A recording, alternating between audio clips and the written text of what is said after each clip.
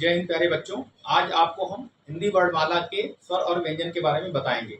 सबसे पहले तो आप ये जान लीजिए कि हिंदी वर्णमाला में 52 वर्ण होते हैं। कितने? 52।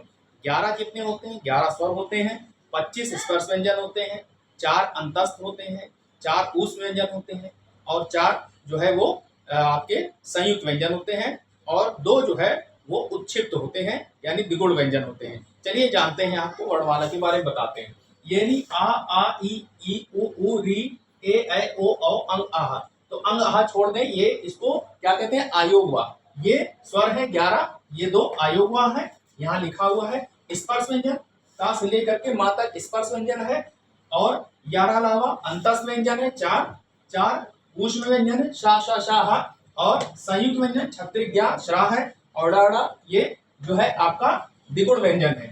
ठीक है, यानी स्वर वे वर्ण होते हैं जिनको बोलने में अन्य व्यंजनों की सहारा अन्य व्यंजनों या अन्य किसी वर्णों का सहारा नहीं लेना पड़ता। स्वर निर्बाध गति से निकलते हैं, इनको किसी वर्णों की जरूरत नहीं है, जबकि व्यंजन बोलने में स्वरों की सहायता ली जाती है। या यूं समझिए आप कि स्वर को बोलने में हम जब कोई वर्ण बोलते हैं स्वर का, तो उसमें हमारी जीवा किसी भी मुख के किसी भी भाग को स्पर्श नहीं करती है। मेरे साथ बोलकर देखिए, आ ई उ ए ऐ ओ लड़ी, यानी जीवा लड़ी, मुंह के अंदर नहीं लड़ी। अब बोलिए ट ता पा ला ना, यानी अब जीवा लड़ी। यानी व्यंजन को बोलने में स्वरों का सहारा लेना पड़ता है। व्यंजन को बोलने में जीवा यानी जबान मुख के किसी भी भाग को स्पर्श करती है, छूती है, लड़ती है, टकराती है। चाहे वो दांत को लड़े, चाहे वो ऊपर तालू को लड़े, दाएं बाएं हिले, टच करे, ऊपर आगे पीछे, यानी कहीं ना कहीं स्पर्श करती है, तो वे वर्ण व्यंजन कहलाते हैं। और जिन वर्णों को जीवा बोलते समय स्पर्श नहीं करती, वे वर्ण स्वर कहलाते हैं। अब आप कभी नहीं भूलें कि स्वर कैसे स्वर को कैसे याद करें, कैसे पढ़ें। तो वे वर्ण जिनको बोलने के लिए अन्य वर्णों की सहायता नहीं ली जाती, ठीक है, निर्बाध गति से निकलते हैं, यानी जीवा किसी भी मुख के किसी भाग को स्पर्श नहीं करती, वे स्वर होते हैं। और व्यंजनों को बोलने के लिए, व्यंजन वर्ण को बोलने के लिए अन्य स्वरों का या अन्य जो स्वर वर्ण है उनका सहारा लिया जाता है और जीवा मुख के किसी न किसी भाग को स्पर्श करती है, छूती है।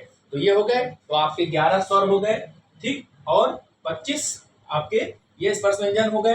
अंतस्थ ये है 11 लावा, यानी अंतस्थ या ई आ मिलकर के या बना है, री आ मिलकर रा बना है, री आ मिलकर के ला बना है, उ आ मिलकर के वा बना है, यानी इनके अंदर कोई और समाया हुआ है। ठीक है, इसलिए इसको अंतस्थ व्यंजन कहते हैं।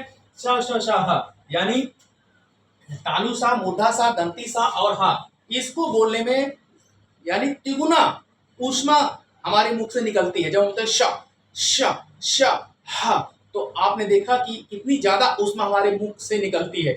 जितना इन वर्णों को बोलने में नहीं निकली, उससे ज्यादा इन वर्णों को बोलने में निकल रही है, इसलिए इसे ऊष्म कहते हैं। ठीक है, छत्रिज्ञा, छत्रिज्ञा क्या है? ये संयुक्त व्यंजन है। क्यों? क्योंकि इसमें क श मिलकर के छा बना है, तारा मिलकर के त्रा बना है, ज या मिलकर के ज्ञा बना है और श रा मिलकर के श्रा बना है, इसलिए इनको संयुक्त व्यंजन कहते हैं। इसको द्विगुण व्यंजन भी कहते हैं, उच्छिष्ट भी कहते हैं। क्यों? क्योंकि ड ड जब बोलते हैं तो जीवा ऐसे ऊपर जाकर के ठोकर मार के चली आती है, ऊपर फेंका हुआ, या उच्छिष्ट व्यंजन भी कहते हैं, द्विगुण व्यंजन भी कहते हैं। इसको तो आप नोट कर लिए, 52 वर्ण है, ये टोटली हमने कर दिया है। स्वर, व्यंजन, आयोगवा, स्पर्श व्यंजन, अंतस्थ, ऊष्म, संयुक्त, द्विगुण।